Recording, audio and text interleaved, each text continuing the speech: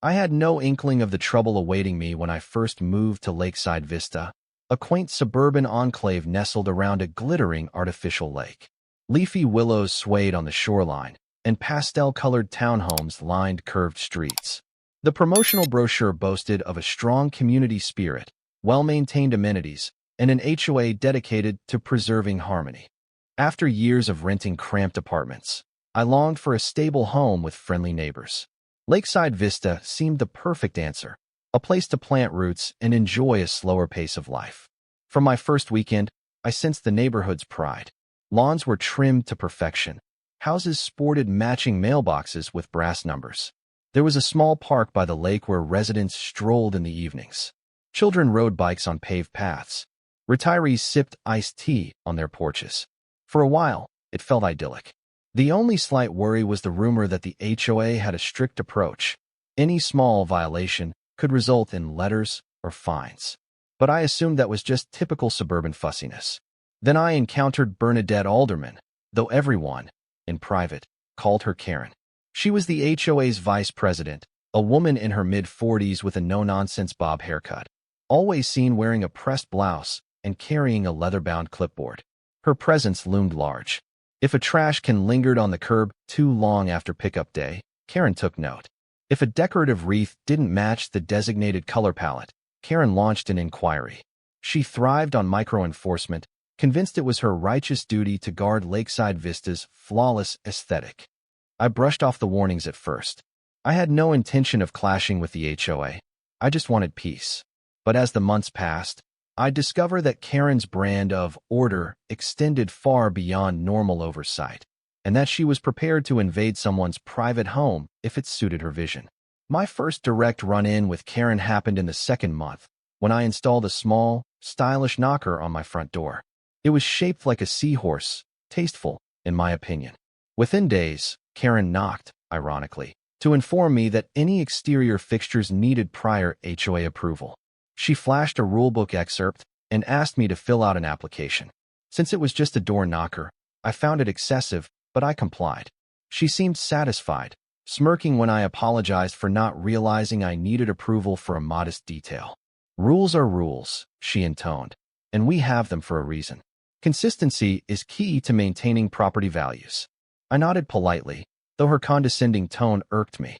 Over time, I heard from neighbors that Karen had once forced an older couple to remove a welcome sign because it featured a bright sunflower, which was not in line with the neutral color scheme. Another neighbor said she'd tried banning decorative stepping stones, labeling them uncoordinated with the overall walkway theme, and so on. People told me it was best not to push back. Karen was dogged. She'd escalate until you caved. But I didn't anticipate that door hardware would become Karen's next crusade. The first sign that Karen had fixated on lock systems emerged at a monthly HOA meeting I attended out of curiosity. She gave a lengthy presentation on community security, advocating uniform external hardware for all front doors. She claimed that if every unit had the same brand and style of lock, it would streamline safety measures and enhance the neighborhood's image. The board nodded politely, but some members questioned the necessity of forcing uniform locks. After all, each homeowner already had the right to choose their own hardware. Karen insisted it was about protecting each other. She cited hypothetical scenarios of break-ins, concluding that standard locks would deter thieves. Even though the board didn't adopt a formal resolution, Karen left the meeting looking determined. She began distributing brochures with recommended lock brands. I humored her by taking one, but I had no intention of swapping out my perfectly fine locks. Sure enough, the next week, she approached me at my mailbox, brandishing a glossy pamphlet. "Have you considered upgrading your locks to the recommended brand yet?" she asked, smiling sweetly. I responded with a polite demurral, explaining that my locks were already robust. Karen gave me a tight-lipped nod, her eyes glinting with disapproval. That was the second time I felt uneasy around her, like she was marking me as non-compliant. In hindsight, I realized she was scoping out who might resist her lock scheme. Anyone who didn't voluntarily comply was in her crosshairs. Not long after, my job assigned me to a 2-week training seminar in Europe. I was excited. I'd travel, learn new skills, maybe take a short holiday extension. I let the HOA know I'd be away, mostly so they wouldn't wonder about an unmowed lawn. Karen, CC'd on the same email, responded with curt acknowledgement. Safe travels. We'll watch your property. Something about the phrasing felt off. Before leaving, I double-checked my house. I set the thermostat, arranged for a neighbor to water my plants, and locked every door and window. My front door's deadbolt clicked reassuringly. My personal, fairly new lock that had never given me trouble. Satisfied, I headed to the airport, expecting zero drama in my absence. It was the last time I'd used my own key on that door for a while. Midway through my trip, I received an odd text from a friend, Sophia, who lived nearby. Hey, I saw Karen on your porch with a toolbox. Are you aware of any maintenance happening? Instantly, my stomach churned. Why would Karen have a toolbox at my doorstep? Perhaps she was fixing a loose railing or a broken light fixture, though I hadn't requested anything. I texted back my confusion, and Sophia promised to keep an eye out. 2 days later, Sophia messaged again. Your front door hardware looks different. Like a new doorknob. My heart pounded. This was bizarre. Was Karen actually replacing my lock? The notion was so absurd, I almost dismissed it as a misunderstanding. Yet with her proven obsession, maybe it was real. Anxious, I shot an email to the HOA board, referencing the rumored lock change and asking if they'd authorized any modifications. I got no immediate reply. My jet lag and busy schedule overseas left me in a swirl of nerves. Could Karen have unilaterally swapped locks under the guise of community safety? It seemed outlandish, but I was thousands of miles away, powerless to confirm. Eventually, my seminar ended, and I flew home, tired yet eager for normalcy. I reached Lakeside Vista in the late evening. The air felt cool against my travel-worn face. I lugged my suitcase up the path to my door, only to freeze in shock. Indeed, the lock was not mine. A shiny new cylinder lock replaced my old, slightly worn brass fixture. I tried my key in vain. It wouldn't fit. Furious confusion swelled within me. I hammered on the door, even though I knew nobody was inside to open it. A note was taped to the door. Welcome back. In your absence, your door locks have been upgraded for uniform neighborhood security. Please contact the HOA for keys and instructions. It wasn't signed, but it needed no signature. This was Karen's doing. She'd forcibly changed my locks while I was gone. Stunned, I realized I was locked out of my own house at 10 p.m., courtesy of an unrequested upgrade. My exhaustion turned to rage. Who did she think she was? Without permission, she'd messed with private property. Legally, it sounded like trespassing or tampering. I yanked on the new doorknob. Useless. With nowhere else to go, I ended up crashing at a late-night motel, my emotions ranging from disbelief to righteous fury. At sunrise, I marched to the HOA office near the lakefront clubhouse.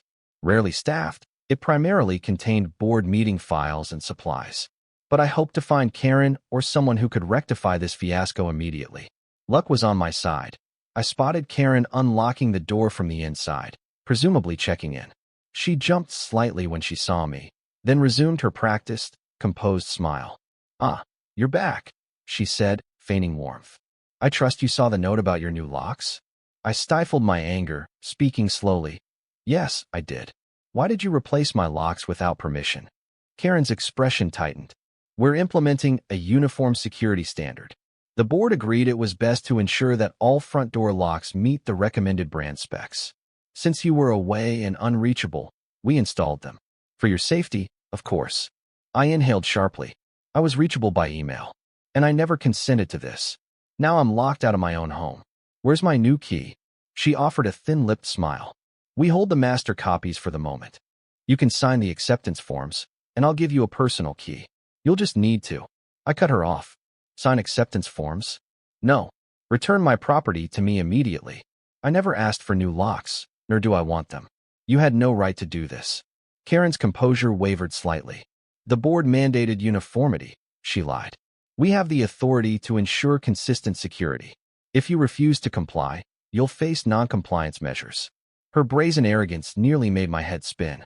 I'll be speaking to a lawyer if you don't rectify this. Don't test me. I snapped, then stormed out.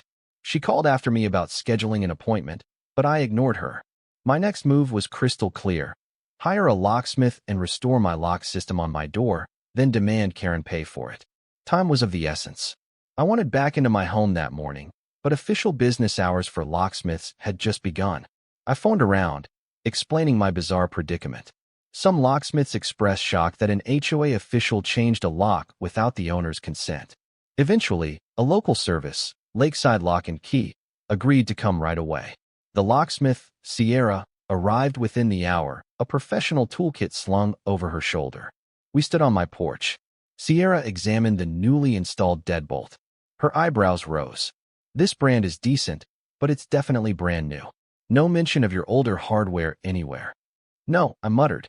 They took my old lock, probably threw it out. I want something comparable to what I had, but I definitely want it keyed to my own set again. Sierra nodded. Got it. I can replace the entire system with a reliable brand that suits your style. Let's get you back inside. She had to pick the new lock to remove it. The mild comedic element. We were forced to break into my own house, courtesy of Karen's meddling. Within 10 minutes, Sierra deftly turned the last tumbler, and the door creaked open. I stepped inside, exhaling with relief. The interior seemed undisturbed, no sign that they rifled through my stuff. Sierra replaced the front lock and knob with a set matching my chosen design. Brushed nickel, classy but not flashy. She tested it thoroughly, then handed me 2 shiny keys. All yours, she declared, smiling. Want me to rekey the back door as well, just in case? I paused. The back door was untouched, presumably still my old lock. Sure, let's unify them. That way, I'll have one key for everything. That took another half hour. Finally, I settled the bill, several $100s. I felt a pang at the cost, but my determination to hold Karen accountable steeled me. This fiasco was on her. Before Sierra left, she commended my stance. I've heard of strict HOAs, but physically replacing someone's lock is next level. Good luck dealing with them. I thanked her, already drafting an email in my head. Time to put the ball in Karen's court. In my living room, I composed a carefully worded email. Subject, unauthorized lock change. Invoice for restoration. Karen/board members. On returning from my trip, I discovered my front door lock had been replaced without my authorization. I was left unable to enter my home. HOA VP Ms. Alderman, Karen, indicated this was done to meet security standards. However, there was no prior notice, no consent from me, and no formal policy mandating forced lock swaps. I have now hired a locksmith to remove the unwanted hardware and restore my own chosen lock. Attached is the invoice, $X, XXX, for labor and materials. Since this action was taken solely on Karen's initiative, I expect full reimbursement by her within 14 days. If payment isn't made, I will pursue legal remedies. This is a clear case of unauthorized entry/tampering. Regards, my name. I CC'd all board members and attached photos of the new lock, the locksmith's invoice, and a screenshot of the note Karen had left on my door. My tone was polite but resolute. My gut churned with a mix of fury and satisfaction. I wanted them to know I wasn't bluffing. Almost immediately, some board members responded with shock, disclaiming any knowledge of forced lock changes. The HOA president, a mild-mannered man named Elliot, apologized profusely, promising an urgent review. Karen, however, remained silent. No email from her, no apology, no acceptance of wrongdoing. Privately, a friend in the HOA confided that the other board members were furious at Karen for overstepping. She'd apparently used this security standard line to justify changing locks in a few empty or vacationing homes, though mine was the most blatant case. Some neighbors had found new doorknobs as well, though they had only short-term renters who shrugged it off. But I was the first to threaten legal action. This turned the heat up on Karen. The board worried about a lawsuit, tarnishing Lakeside Vista's pristine reputation and the potential that my claims of trespass might hold water. Karen insisted she acted in the best interest of the community, that I was already informed of the recommended brand. But the board recognized none of that excused physically altering a homeowner's front door without permission. Tensions soared behind closed doors. People whispered about a possible censure or forced resignation for Karen if she refused to rectify the situation. Meanwhile, I prepared to file in small claims court if she didn't pay the bill. A week later, an HOA meeting was called. I attended, arms folded, scanning the crowd. Karen sat at the front, her posture stiff. Elliot opened the session by expressing concern over recent developments. The floor was given to me. Calmly, I outlined how I returned from overseas to find my locks swapped and how I had to pay a locksmith to restore them. I demanded accountability from Karen, who avoided eye contact. A hush fell over the room. Neighbors seemed aghast at the notion that the HOA, or Karen specifically, had done something so invasive. When Elliot asked Karen to respond, she cleared her throat. Our security protocol is widely known. We recommended Brand X for uniform locks. The homeowner in question was absent, so we installed it preemptively. I believed it necessary for uniform compliance. If they didn't want it, they could have informed me earlier. She glared at me. Fury flared in my chest. I did inform you I was not interested in changing locks. You never told me you'd forcibly do it while I was away. Karen shrugged. We had a timeline. The board's silence implied no objection to the plan. I was ensuring prompt coverage. Elliot frowned. Karen, no official policy authorized forcibly altering locks on private homes. We never voted on this. Another board member chimed in that they were shocked. The mood turned decidedly against Karen. She realized she stood alone. She stammered about her devotion to the neighborhood, how break-ins were on the rise. But no one was swayed. The meeting ended with the board tabling a motion. Karen must reimburse me or face censure. She stormed out, furious. I walked home feeling vindicated but uneasy. She was cornered now. Who knew what she might do next? 2 days after that tense meeting, I found a note in my mailbox from Karen requesting a private discussion at the clubhouse. Against my better judgment, I agreed, wanting closure. We met in a small lounge area overlooking the lake. Karen sipped tea, looking tired. She invited me to sit. I realized this situation escalated, she said, forcing calm. The board demands I pay your locksmith bill, but I still argue that your new lock is an improvement. Perhaps we can find a middle ground, like splitting the cost.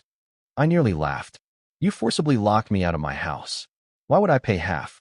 My old lock was perfectly fine. You replaced it with something I never wanted. She bristled. Don't you see? I was trying to protect the community. Now you have a brand new system, which arguably benefits you. Shouldn't that factor into cost sharing? My anger simmered. No. The entire fiasco was your unilateral choice, not mine. You gained no permission. I was forced to fix the problem you created. You owe me the full amount, or I'll move forward legally. That's final. Karen's face hardened. She fidgeted with her teacup. I was hoping we could keep this less contentious. Are you sure you want to alienate your neighbors? I stared at her in disbelief. Alienate them? You're the one who burgled my door. The neighborhood stands with me here, from what I've seen. Don't twist this. Pay the invoice. Silence hung. Then she pursed her lips. Fine. I see we're at an impasse. She dismissed me coldly. I left, unsettled by her veiled threat about alienating neighbors. But I wasn't backing down. My patience ended. The board had given Karen a deadline to settle the matter. That day came and went with no payment. I told Elliot I was filing in small claims court. He sighed, lamenting the negative publicity, but understood my stance.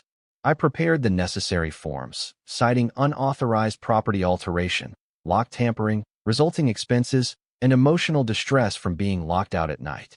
But mere hours before I submitted the final claim, I got a call from the board's secretary. She said Karen had caved privately, pledging to write me a check. The board was drafting a formal statement condemning her overreach, likely planning to strip her of certain committees.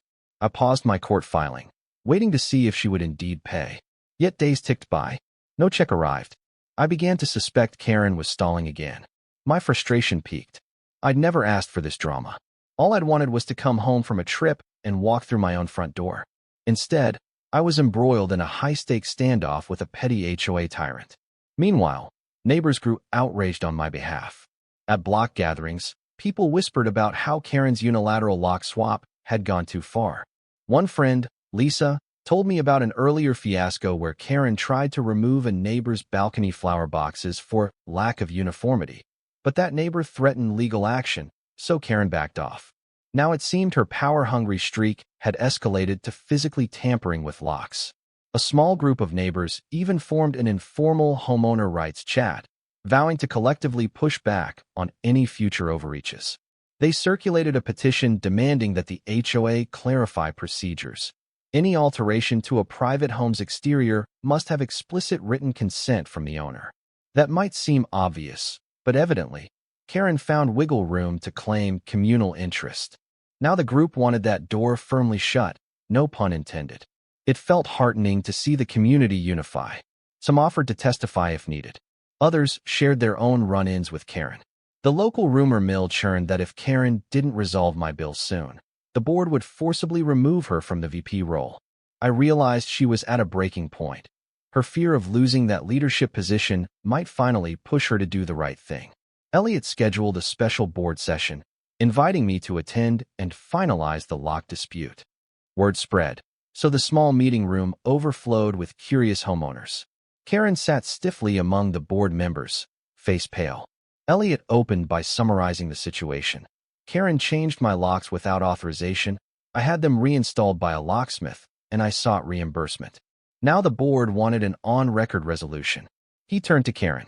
Before we proceed, do you have any statement or willingness to comply? She cleared her throat. I reiterate that my actions aim to standardize security. I regret the inconvenience caused, but the homeowner gained a new lock. Considering partial reimbursement might be fair. Elliot cut in. Karen, we've repeated this. The entire cost was forced upon them. The board believes you must cover the invoice. This is your final chance to comply willingly. Otherwise, a motion of censure will proceed. The murmurs in the crowd grew. Karen's eyes darted around, seeing no allies. She exhaled. Fine, I'll pay the full amount. But I stand by my intention, improving Lakeside Vista's safety. She glared at me, as if I was the villain for not appreciating her generosity. I shook my head slightly, a swirl of relief and annoyance. Elliot hammered the point. So you commit to paying the invoice in full by week's end? Karen nodded curtly. He thanked her, then concluded the session. The crowd dispersed, some snickering at how sullen Karen looked. That night, I felt the tension ease for the first time. The confrontation was nearly over. I'd forced her to publicly acknowledge her wrongdoing. All that remained was the check. But would she deliver? 2 days later, an envelope slipped under my door. Inside was a personal check from Karen, made out for the locksmith amount, plus a typed note. I am complying with the board's directive. My intention was always to safeguard our community. I hope we can put this matter behind us. Karen, there was a catch, though. On a separate page, she included a small agreement stating that by cashing the check, I absolved her of any further liability. She typed it as if it were a legally binding contract. My initial impulse was to tear it up, but I decided not to overcomplicate. The board's stance was that this check was simply a reimbursement for my out-of-pocket locksmith fees. No additional disclaimers were needed. I took the check to the bank, ignoring her agreement. The teller confirmed the funds. It cleared with no issues. Freed from the burden of that expense, I felt triumphant. My only lingering question, how would Karen's role in the HOA change after this fiasco? Word spread quickly that Karen had conceded. Some neighbors found the entire affair comedic. The unstoppable Karen, bested by a doorknob. Others worried that her unwavering approach to security might flare up again in different forms. Meanwhile, the HOA board decided to hold an internal vote on whether to strip her of the vice presidency. She narrowly survived the motion by a single vote, presumably from her last ally. But her influence was diminished. The board limited her responsibilities to general tasks, removing her from the Community Standards Committee. Now she couldn't single-handedly push any standardization without full board approval. Karen sulked in the aftermath. She rarely patrolled the neighborhood with her old swagger. Her once daily compliance checks dropped off. Some said she avoided people out of embarrassment. Others believed she was regrouping, planning a comeback. But it seemed that messing with someone's front door had been too extreme, even for her brand of control. I occasionally caught sight of her near the mail kiosk. We exchanged polite nods. The hostility was gone, replaced by an uneasy mutual acceptance that I wouldn't let her cross my boundaries again. My new door lock worked flawlessly. Each time I turned the key, I felt a twinge of pride. I'd stood up to a bully and had forced her to pay for her intrusion. A silver lining emerged. The HOA board, chastened by the scandal, passed a formal homeowner consent policy. It stated that no HOA representative could alter or remove personal property, including locks, landscaping elements, or decorative fixtures, without explicit written permission from the homeowner. Fines or forced changes would only happen through documented procedures and final board approval. Neighbors welcomed this clarity. Lakeside Vista had always had an HOA covenant, but ambiguous wording let Karen push her interpretation. Now, the covenant was updated to avoid future nightmares. Freed from the threat of clandestine changes, people relaxed. Gnomes, door knockers, and unique wreaths began popping up, adding personal flair to the once uniform environment. Elliot privately thanked me for standing firm. We'd never have revised the rules so thoroughly if not for your ordeal. That fiasco forced us to refine the lines between community interest and private rights. Despite the months of stress, I found unexpected friendships blossoming. Lisa and Sophia, who had warned me about Karen's porch visits, became closer allies. We hosted small gatherings, discussing ways to keep Lakeside Vista vibrant without oppressive micromanagement. We even invited a few board members, forging better communication between the HOA and residents. People laughed about the lock fiasco, though I still felt a pang recalling that lonely night I was barred from my own home. My stance in the neighborhood evolved too. Initially, I was the new resident, unsure of how to navigate. But standing up to Karen earned me respect. Folks realized they didn't have to endure indefinite intimidation. If a rule was truly unfair or a board member overstepped, they had recourse. I was no longer shy about participating in HOA discussions, either. I pointedly asked about budgets, landscaping decisions, and future policy changes. In a sense, I ended up caring more about the community after nearly losing faith in it. As for Karen, ironically, the fiasco might have lessened her obsession with uniform security. She was seen volunteering at the lakeside cleanup, collecting litter with an uncharacteristically subdued demeanor. Perhaps she recognized that she had to repair her image. Some said she was deeply embarrassed. I never pried. Our interactions remained civil, though never warm. Looking back, I'm still stunned that an HOA leader dared to unilaterally replace my locks, simply because she believed in a uniform brand.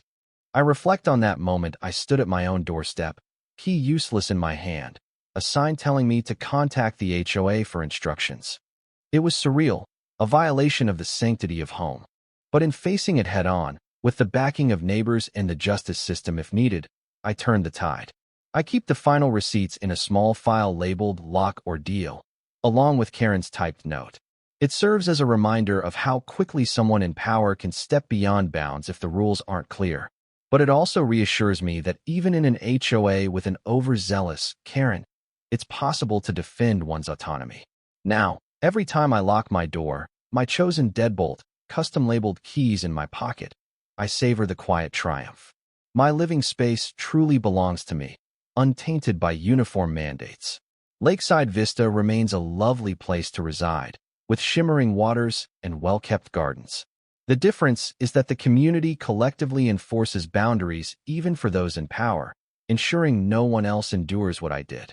And if anyone new to the neighborhood jokes, "Watch out for Karen, she might change your locks," I can calmly reply, "She tried that once.